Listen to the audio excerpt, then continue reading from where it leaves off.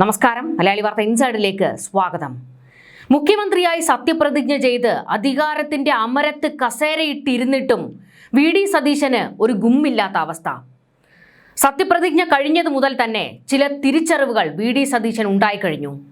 അതായത് തന്റെ തലയ്ക്ക് മുകളിൽ കെ.സിയുടെ അദൃശ്യ ശക്തി ഇപ്പോഴും പിടിമുറുക്കിയിരിക്കുന്നു. ഭരണത്തിൽ കെ.സിയുടെ ഒരു കൈ ഉണ്ടാകും എന്ന് വി.ഡി. സതീശന് ഉറപ്പായി കഴിഞ്ഞിരിക്കുന്നു. ഒടുക്കം രാഹുൽ ഗാന്ധിയുടെ ഒരു കുറിപ്പിൽ നിന്ന് പോലും അങ്ങ് തലപ്പൊക്കത്തിൽ ഉയർന്നു നിൽക്കുന്നത് കെ.സി. വേണുഗോപാൽ. ഇതോടുകൂടി സതീശൻ വല്ലാത്ത ഒരു പ്രതിസന്ധിയിലേക്ക്, മനോവിഷമത്തിലേക്ക് എത്തിയിരിക്കുകയാണ്. ടീം UDF എന്ന് പറഞ്ഞുകൊണ്ട് ഞങ്ങൾ ഒന്നിച്ച് നിൽക്കുന്നു എന്നൊക്കെ പ്രഖ്യാപിച്ചുകൊണ്ട് സത്യപ്രതിജ്ഞ ചടങ്ങൊക്കെ ഗംഭീരമായി തന്നെ കഴിഞ്ഞു.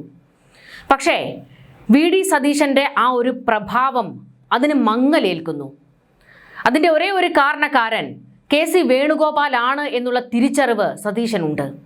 അതുകൊണ്ട് സതീശൻ ഇനി കെ.സി. വേണുഗോപാലിനെ എങ്ങനെയും കേരളത്തിൽ നിന്ന് ഓടിക്കുക എന്നുള്ള നീക്കത്തിലേക്ക് കടക്കും. ഇന്നിപ്പോൾ രാഹുൽ ഗാന്ധിയുടെ ഒരു കുറിപ്പിൽ പോലും വി.ഡി. സതീശൻ അസ്വസ്ഥനാകുകയാണ്.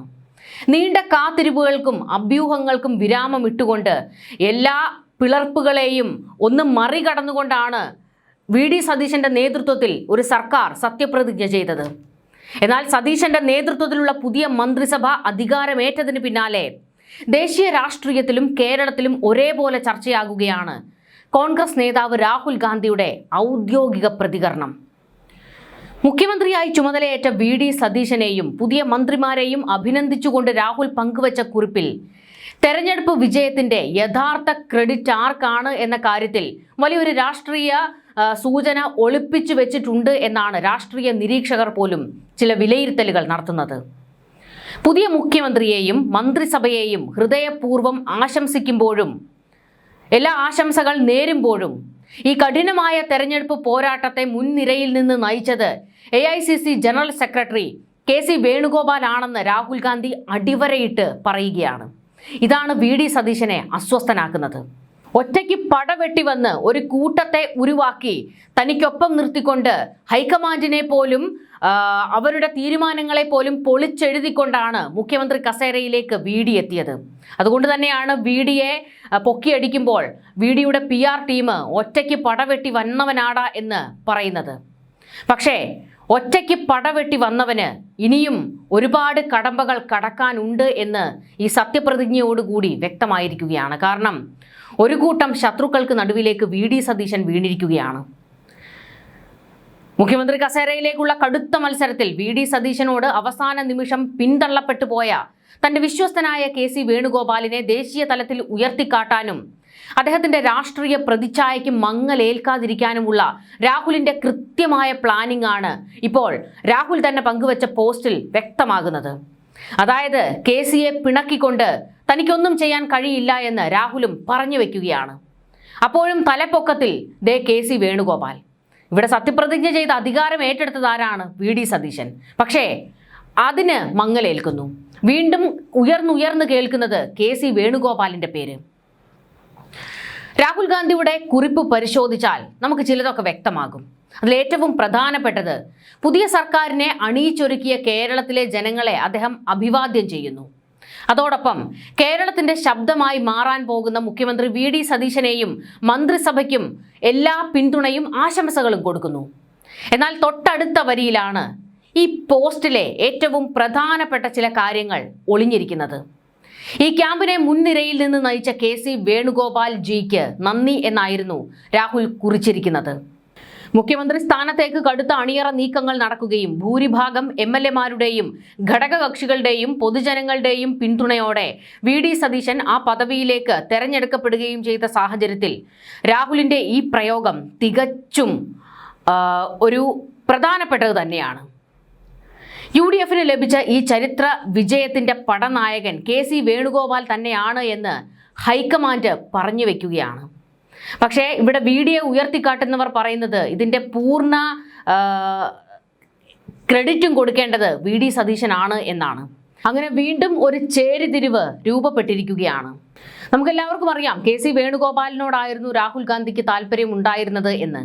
എന്നാൽ മുസ്ലിം ലീഗിനെ മുന്നിൽ നിർത്തി വി.ഡി. സതീശൻ ആ കസേര ചൂണ്ടിയെടുത്തു എന്നുള്ളതാണ് വസ്തുത. ഹൈക്കമാൻഡിനെ മുസ്ലിം ലീഗ് ഹൈജാക്ക് ചെയ്തു എന്നുള്ള ഒരു ചർച്ച വരെ ഇവിടെ വന്നിരുന്നല്ലോ. എന്തായാലും കെ.സി. വേണുഗോപാലിൻ്റെ കരങ്ങൾ ഈ സർക്കാരിൽ പിടിമുറുക്കും എന്നുള്ളത് ഉറപ്പാണ്. കാരണം ഭൂരിപക്ഷം എം.എൽ.എമാരും അത് കെ.സിക്കൊപ്പമാണ്. മാത്രമല്ല കെ.സി നിർദ്ദേശിച്ച എല്ലാവർക്കും മന്ത്രിസ്ഥാനം കൊടുക്കുകയും ചെയ്യേണ്ടി വന്നു വി.ഡി. സതീശന്. ഒരു മുഖ്യമന്ത്രി കസേരയ്ക്ക് വേണ്ടി വി.ഡി. സതീശന് പലതും ത്യജിക്കേണ്ടി വന്നിട്ടുണ്ട് എന്നുള്ളത് വ്യക്തമാണ്. ഏറ്റവും പ്രധാനപ്പെട്ടതായി ആഭ്യന്തരമന്ത്രി കസേര പോലും വിട്ടുകൊടുക്കേണ്ടി വന്നു എന്നുള്ളതാണ്. അവിടെയും രമേശ് ചെന്നിത്തല ഇപ്പോൾ ഒരു വിജയം കൊയ്തിരിക്കുകയാണ്.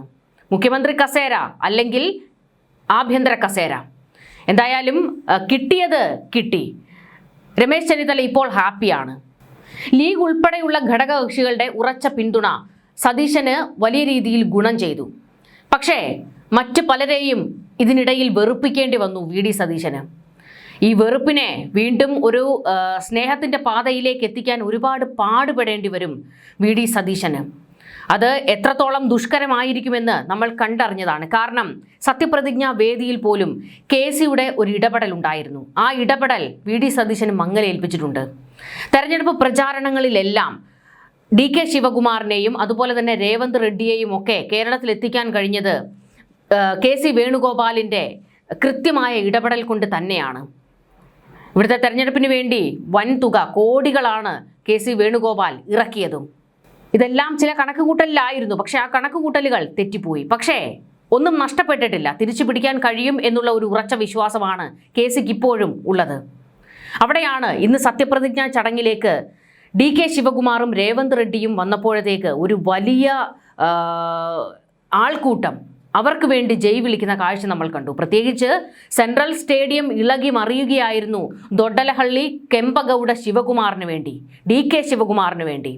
നമ്മൾ ബാഹുബലി സിനിമയിൽ ഒരു സീൻ കണ്ടിട്ടില്ലേ? പ്രഭാസ് സത്യപ്രതിജ്ഞ ചെയ്യാനായിട്ട് വരുമ്പോഴത്തേക്കുണ്ടാകുന്ന ആ ഒരു പ്രകമ്പനം, ആ ഒരു ഓളം, അതിലേക്കായിരുന്നു ഡി.കെ. ശിവകുമാർ ഒന്ന് കൈവീശി പുഞ്ചിരിച്ചുകൊണ്ട് ആ വേദിയിലേക്ക് കയറി വന്നപ്പോഴുണ്ടായിരുന്ന ഒരു ഓറ. ഇതോടുകൂടി മുഖ്യമന്ത്രിയായി സത്യപ്രതിജ്ഞ ചെയ്ത വി.ഡി. സതീശൻ സൈഡായി പോയി എന്നുള്ള ചില ട്രോളുകൾ ഉയർന്നു വന്നിട്ടുണ്ട്. വാസ്തവത്തിൽ അവരെയൊക്കെ ഒന്ന് വേദിയിലേക്ക് എത്തിച്ചുകൊണ്ട് സതീശനെ ഒന്ന് പിറകിലേക്ക് വലിക്കുക എന്നുള്ള നീക്കം കെ.സി. വേണുഗോപാലിനുണ്ടായിരുന്നു. അങ്ങനെ ഒരു ചിന്തയായിരുന്നു ഉണ്ടായിരുന്നതെങ്കിൽ അത് ഏറെക്കുറെ നടപ്പായി എന്ന് വേണം പറയാൻ. കാരണം ഇവരൊക്കെ വേദിയിൽ തിങ്ങി നിറഞ്ഞതോടുകൂടി സതീശൻ്റെ ഒരു സ്പേസ് കുറച്ചൊന്ന് മങ്ങിപ്പോയതായിട്ട് ഒരു ചർച്ച വരുന്നുണ്ട്. രാഷ്ട്രീയ നിരീക്ഷകരും ഇത് എടുത്തു പറയുന്നുണ്ട്. ഇതെല്ലാം കെ.സിയുടെ കൃത്യമായ പ്ലാനിങ് തന്നെയാണ് എന്നുള്ളതും വ്യക്തമാണ്. കാരണം ഡി.കെ. ശിവകുമാറുമായിട്ടും രേവന്ത് റെഡ്ഡിയുമായിട്ടൊക്കെ വളരെ അടുത്ത ബന്ധമാണ് കെ.സി. വേണുഗോപാലിന് ഉള്ളത്. കെ.സി വിളിച്ചാൽ അവരൊക്കെ എത്തുകയും ചെയ്യും. അങ്ങനെ വലിയൊരു പ്രബല ശക്തി അത് കെ.സിക്ക് പിന്നിലുണ്ട് എന്നുള്ള ഒരു ബോധ്യപ്പെടുത്തൽ കൂടിയായിരുന്നു ഈ സത്യപ്രതിജ്ഞാ ചടങ്ങ്. വെടികൊണ്ട സിംഹത്തെ പോലെ ആയിരുന്നു കെ.സി. വേണുഗോപാൽ സത്യപ്രതിജ്ഞാ ചടങ്ങിൻ്റെ തലേ ദിവസം തലസ്ഥാനത്ത് പറന്നിറങ്ങിയത്. ഉള്ളിൽ ചില നീറ്റലുകളൊക്കെ കെ.സി. വേണുഗോപാലിനുണ്ട്. അത് അത്ര പെട്ടെന്ന് ഉണങ്ങുന്നതുമല്ല. ഇവിടെയാണ് നമ്മൾ വി.ഡി. സതീശന് കാര്യങ്ങൾ അത്ര എളുപ്പമല്ല എന്നുള്ളത് വ്യക്തമാകുന്നത്. കാരണം ഇവിടെ ഒരു പ്രതിപക്ഷത്തിൻ്റെ ആവശ്യമില്ല. ഈ ഭരണപക്ഷ പാർട്ടിയിൽ തന്നെ ഇപ്പോൾ ഒരു പ്രതിപക്ഷം ഉണ്ട് എന്നുള്ള ചില പരിഹാസങ്ങളൊക്കെ വരുന്നുണ്ട്. അതിനെ അത്ര തള്ളിക്കളയേണ്ട കാര്യമില്ല. കാരണം കല്ലും മുള്ളുമൊക്കെ ഒരുപാട് ചവിട്ടി വീണ്ടും കയറേണ്ടി വരും വി.ഡി. സതീശന്. ഒറ്റയ്ക്ക് പടവെട്ടി എന്ന് പറയുമ്പോൾ, ഒരു മന്ത്രിസഭയെ നയിക്കുമ്പോൾ അങ്ങനെ ഒറ്റയ്ക്ക് പടവെട്ടി മുന്നോട്ട് പോകാൻ കഴിയില്ല. ഒരു കൂട്ടായ പ്രവർത്തനം അവിടെ ആവശ്യമാണ്. ഇത് മാത്രമല്ല, വി.ഡി. സതീശന് നേരെ ഇപ്പോൾ ഒരു വലിയ വിമർശനം ഉയർന്നുകൊണ്ടിരിക്കുന്നത് സമുദായ നേതാക്കളെ കണ്ടാൽ ഇരിക്കണം, കൈ കൊടുക്കണം, ചിരിക്കണം എന്നൊക്കെ പറഞ്ഞിട്ടുള്ള വി.ഡി. സതീശൻ, കിടക്കാൻ നിൽക്കരുത് എന്ന് വരെ പറഞ്ഞിട്ടുള്ള വി.ഡി. സതീശൻ ഇന്നിപ്പോൾ ഈ പറയുന്ന അരമനകളിലേക്കൊക്കെ ഒരു ഓട്ടമായിരുന്നു, ഒരു ഓട്ട പ്രദക്ഷിണം. പ്രത്യേകിച്ച് പാണക്കാട്ടേക്ക് പോയി അതിനുശേഷം ക്രൈസ്തവ സഭകളെ ഒന്ന് മയപ്പെടുത്താനുള്ള നീക്കത്തിലേക്കും കടന്നിട്ടുണ്ട്. ഇതിനിടയിൽ ഏറ്റവും പ്രധാനപ്പെട്ടതായി നമ്മൾ കാണേണ്ടത് ഇവിടെ പാണക്കാട് തങ്ങളോട് KC വേണുഗോപാലിനും രമേശ് ചെന്നിത്തലയ്ക്കും ഒരു അകൽച്ച വന്നിട്ടുണ്ടോ എന്നുള്ളതാണ്. കാരണം സത്യപ്രതിജ്ഞ ഇന്നത്തെ ഈ ചടങ്ങിന് മുൻപ്, അതായത് തലേ ദിവസം തലസ്ഥാനത്തെത്തിയ പാണക്കാട് തങ്ങൾ രമേശ് ചെന്നിത്തലയെയും KC വേണുഗോപാലിനെയും കാണുന്നതിന് വേണ്ടി അപ്പോയിൻമെന്റ് ചോദിച്ചിരുന്നു. പക്ഷേ ഇരുവരും കൊടുത്തില്ല, തിരക്കാണ് എന്ന് പറഞ്ഞുകൊണ്ട് ഒഴിഞ്ഞു മാറുകയായിരുന്നു. സാധാരണ അങ്ങനെ ഒരു രീതി ഉണ്ടാകാറില്ല. പാണക്കാട് തങ്ങളെ കാണാനും സംസാരിക്കാനും ഒക്കെ സമയം കണ്ടെത്തുന്നവരാണ് നേതാക്കന്മാരൊക്കെയും. പക്ഷേ അവർ തിരക്കാണ് എന്ന് പറഞ്ഞുകൊണ്ട് ഒഴിഞ്ഞു മാറുന്നു. പിന്നീട് ഇന്ന് വേദിയിൽ വെച്ച് പോലും പാണക്കാട് തങ്ങളോട് അത്ര കണ്ടങ്ങ് അടുക്കാൻ KC വേണുഗോപാലോ രമേശ് ചെന്നിത്തലയോ തയ്യാറായിട്ടില്ല. അപ്പോൾ ഒരു അകൽച്ച ഉണ്ടായിട്ടുണ്ട് എന്നുള്ളത് വ്യക്തമാണ്. മുഖ്യമന്ത്രി സ്ഥാനം ലഭിക്കാത്തതിന്റെ പേരിൽ KC വേണുഗോപാലിന്റെ ക്യാമ്പിൽ ഉണ്ടായേക്കാവുന്ന അസംതൃപ്തി പരിഹരിക്കാനും പാർട്ടിക്കുള്ളിലെ അധികാരം സതീശനിലേക്ക് മാത്രം കേന്ദ്രീകരിക്കുന്നത് തടയാനുമുള്ള ബാലൻസിംഗ് തന്ത്രമാണ് രാഹുൽ ഗാന്ധി ഇപ്പോൾ പയറ്റിയിരിക്കുന്നത്. വിജയം സതീശന്റേത് മാത്രമല്ല, അത് KCയുടെ നേതൃപാടവത്തിന്റെ കൂടി ഫലമാണെന്ന് ഓർമ്മിപ്പിക്കുന്നതിലൂടെ വരും ദിവസങ്ങളിൽ കേരളത്തിലെ പാർട്ടി കാര്യങ്ങളിൽ KCക്ക് ഉണ്ടാകാൻ പോകുന്ന സ്വാധീനം എത്രത്തോളം ആയിരിക്കുമെന്ന് രാഹുൽ വ്യക്തമാക്കി കഴിഞ്ഞിട്ടുണ്ട്. കോൺഗ്രസിന്റെ താഴെ തട്ടിലുള്ള പ്രവർത്തകരെയും ഇത്തവണത്തെ തെരഞ്ഞെടുപ്പിൽ നിർണായക പങ്ക് വഹിച്ച ഡിജിറ്റൽ വാരിയേഴ്സിനെയും സമൂഹ മാധ്യമ പ്രവർത്തകർ രാഹുൽ ഗാന്ധി പ്രത്യേകം ഇവരെ എല്ലാവരെയും പരാമർശിക്കുന്നുണ്ടായിരുന്നു. എല്ലാവർക്കും ഒരു നന്ദി പറച്ചിലായിരുന്നു രാഹുൽ ഗാന്ധി നടത്തിയത്. എന്നാൽ ഇപ്പോൾ VD സതീശന് മുന്നിൽ വലിയ പ്രതിസന്ധികൾ ഉയർന്നിരിക്കുകയാണ്. VD സതീശന്റെ മന്ത്രിസഭയിൽ ചാണ്ടി ഉമ്മനെ ഉൾപ്പെടുത്തേണ്ടതായിരുന്നു എന്ന് ഓർത്തഡോക്സ് സഭ സൂചിപ്പിച്ചിരിക്കുകയാണ്. അവർ ഒരു പരിഭവം പോലെയാണ് ഇത് പറഞ്ഞിരിക്കുന്നത്. ചാണ്ടി മന്ത്രിയാകണമെന്ന് ജനങ്ങൾ ആഗ്രഹിച്ചിരുന്നുവെന്നും അദ്ദേഹം എങ്ങനെയാണ് പുറത്തായതെന്ന് അറിയില്ല എന്നും മലങ്കര ഓർത്തഡോക്സ് സുറിയാനി സഭ മാധ്യമ വിഭാഗം തലവൻ ഡോക്ടർ യൂഹാനോൻ മാർ ദിയസ്കോറോസ് മെത്രാപൊലീത്ത പ്രതികരിച്ചു. ഓർത്തഡോക്സ് സഭയിലെ അംഗമാണ് ചാണ്ടി ഉമ്മൻ. മന്ത്രിസഭാ അംഗങ്ങളുമായി ബന്ധപ്പെട്ട ചർച്ചകളിൽ അദ്ദേഹത്തിന്റെ പേരും കേട്ടിരുന്നു. പക്ഷേ അവസാന സമയം ആയപ്പോഴത്തേക്ക് അദ്ദേഹം പുറത്താകുകയായിരുന്നു. അതിന്റെ കാരണം അറിയില്ല. പൊതുജനങ്ങൾക്ക് പോലും അതിൽ വിഷമമുണ്ട്. എന്താണ് അതിന് കാരണമെന്ന് പലരും ഞങ്ങളോട് ചോദിക്കുന്ന സ്ഥിതി ഉണ്ടായി എന്നാണ് അദ്ദേഹം ഇപ്പോൾ പ്രതികരിച്ചിരിക്കുന്നത്. സഭയ്ക്ക് അതിൽ പരിഭവമില്ല എന്നുകൂടി അദ്ദേഹം പറഞ്ഞു വെക്കുമ്പോൾ പരിഭവം ഉണ്ട് എന്നാണ് വ്യക്തമാകുന്നത്. നേതൃസ്ഥാനത്തേക്ക് വരുന്നവരെ അവരുടെ യോഗ്യതകൾ കണ്ടെടുത്ത് അംഗീകരിക്കുക എന്നതാണ് ചെയ്യേണ്ടത്. ചാണ്ടി ഉമ്മൻ മന്ത്രിയാകണമെന്ന് പുതുപ്പള്ളിയിലെ ജനം ആഗ്രഹിച്ചിരുന്നു. ജനത്തിന്റെ ഹിതം ചിലയിടങ്ങളിലൊക്കെ പാളിപ്പോകുന്നുണ്ട് എന്നൊരു തോന്നലിന് ഇത് കാരണമായിട്ടുണ്ട് എന്നും അദ്ദേഹം വ്യക്തമാക്കി.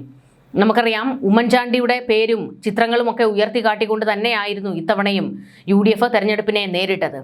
ഇതിപ്പോൾ മുൻപ് VSന്റെ തല ഉയർത്തി കാണിച്ചുകൊണ്ട് അധികാരം പിടിച്ചിട്ട് പിണറായി തേച്ചൊട്ടിച്ചതുപോലെ ആയി പോയി എന്നുള്ള ചില പരിഭവം പറച്ചിലുകളാണ് ഉയർന്നിരിക്കുന്നത്.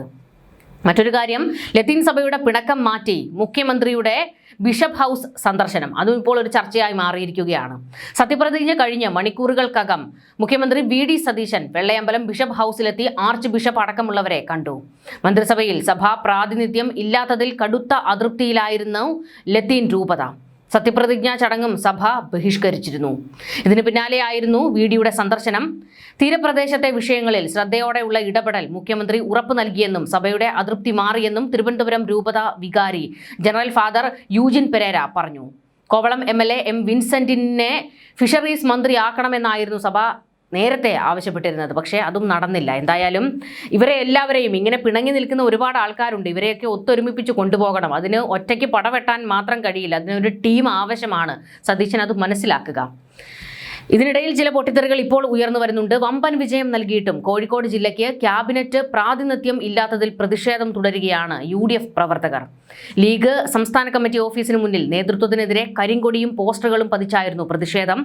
ബൽറാമും ചാണ്ടി ഉമ്മനും ഷാനിമോൾ ഉസ്മാനും അടക്കം മന്ത്രിസഭയ്ക്ക് പുറത്തായതിൽ സത്യപ്രതിജ്ഞാ വേദിയിലും പ്രവർത്തകർ നിരാശ മറച്ചുവെച്ചിരുന്നില്ല. 13 സീറ്റിൽ 12 നൽകിയാണ് കോഴിക്കോട് UDFനൊപ്പം നിന്നത്. കോൺഗ്രസും മുസ്ലിം ലീഗും മത്സരിച്ച മുഴുവൻ സീറ്റിലും വിജയിച്ചു. 2 മന്ത്രിസ്ഥാനം കിട്ടുമെന്ന് ജില്ലയിലെ UDF നേതൃത്വം പ്രതീക്ഷിച്ചതായിരുന്നു. ഒന്നുപോലും പരിഗണിച്ചില്ല എന്നതിലാണ് പ്രവർത്തകരുടെ നിരാശ. വടകര പുറമേരിയിൽ പരസ്യപ്രകടനം. കോഴിക്കോട് ലീഗ് ആസ്ഥാനത്ത് കരിങ്കൊടിയും പോസ്റ്ററുകളും ഉയർന്നു. ജൂനിയറായ V അബ്ദുൾ ഗഫൂറിന് എന്താണ് അധിക യോഗ്യതയെന്നും പോസ്റ്ററിൽ ചോദ്യം വന്നു. സത്യപ്രതിജ്ഞയ്ക്കെത്തിയ പ്രവർത്തകരും നിരാശ മറച്ചുവെച്ചില്ല. മന്ത്രിസ്ഥാനം പ്രതീക്ഷിച്ചിരുന്ന ബൽറാം ഫേസ്ബുക്കിലാണ് പ്രതിഷേധം പ്രകടമാക്കിയത്. തൃത്താലയുടെ MLA എന്ന വാചകത്തോടെ തന്റെ ഫോട്ടോ പങ്കുവച്ചായിരുന്നു നീരസ പ്രകടനം. ഡെപ്യൂട്ടി സ്പീക്കർ സ്ഥാനത്തൊതുങ്ങിയ ഷാനിമോൾ ഉസ്മാനും നിരാശ മറച്ചുവെച്ചില്ല, പ്രകടമാക്കി. ചാണ്ടിയുമ്മനെ മന്ത്രിയാക്കാത്തതിൽ ഇപ്പോൾ വിമർശനങ്ങൾ ജനങ്ങൾക്കിടയിൽ നിന്ന് പോലും ഉയരുകയാണ്. കാരണം ചാണ്ടിയുമ്മൻ ജനകീയനായ ഒരു നേതാവായി മാറിക്കഴിഞ്ഞു. അദ്ദേഹത്തിന്റെ പ്രവർത്തനങ്ങളൊക്കെ കാണേണ്ട കാഴ്ച തന്നെയാണ്. ഇതുവരെ അങ്ങനെ കേരളത്തിന് പരിചയമില്ലാത്ത ഒരു റൂട്ടിലൂടെയാണ് ചാണ്ടിയുമ്മൻ പോയിക്കൊണ്ടിരിക്കുന്നത്. എന്തായാലും അദ്ദേഹത്തിന് ജനപിന്തുണ കൂടുകയാണ്. ഇനി ഒരു കാലത്ത് അദ്ദേഹത്തിന് മന്ത്രിസ്ഥാനം കിട്ടട്ടെ എന്ന് ആശംസിക്കുകയാണ്. എന്തായാലും ചില പൊട്ടിത്തെറികളൊക്കെ വീണ്ടും ശക്തമായി തുടരുകയാണ്. VD സതീശൻ അത്ര എളുപ്പമല്ല ഇവരെ എല്ലാവരെയും ഒന്നിപ്പിച്ച് മുന്നോട്ട് കൊണ്ടുപോകുക എന്നുള്ളത്. അതിനൊക്കെ അപ്പുറത്ത് KC വേണുഗോപാലിന്റെ ഒരു കരം അത് ഈ മന്ത്രിസഭയിൽ ഉണ്ട്. ന്യൂസ് ഡെസ്ക് മലയാളി വാർത്ത ഇൻസൈഡ്.